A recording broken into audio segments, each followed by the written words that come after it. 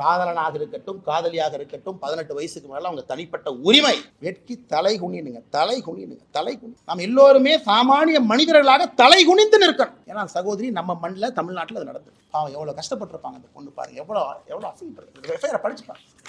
என்ன வெங்காயங்க, என்ன வெங்காயங்க. ஒரு கான்ஸ்டபிள கூப்பிட்டு அடி அடினா கை உடைய, ஒரு அடினா கால். இது பனிஷ்மெண்டா? இது பனிஷ்மெண்டா?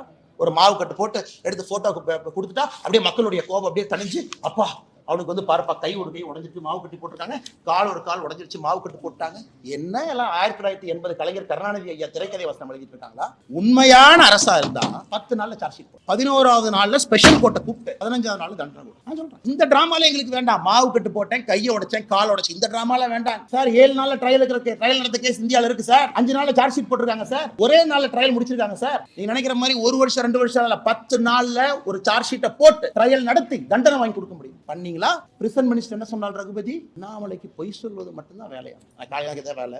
அவங்க வீட்டில் நேர்ந்து விட்டுருக்காங்க. எங்க அம்மா ரகுபதி வீட்டில் நேர்ந்து விட்டுருக்காங்க. பொய் சொல்றது மட்டும்தான் காலையில இருந்து இரவு வரை இதான் எனக்கு வேலை.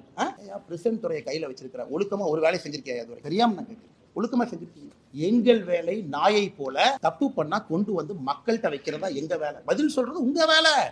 ஆளுங்கட்சிக்கார victim shaming, FIR copy release, இதெல்லாம் நம்ம முறை சொல்லல. வேலையெல்லாம் எழுதுனீங்களா அவன் பேரு? பத்திரிகையில சும்மா அதே அச்சுல போய் பத்திரிக்கை போய் அதே ஞானசேகரன் பேர் அடிச்சுட்டு அதே வெளியே வந்துச்சுங்களா? சிட்டி ரோபோட் மாதிரி ஏதோ ஒன்று அறிவாளர் உட்கார்ந்துருக்காங்களோ இதுல.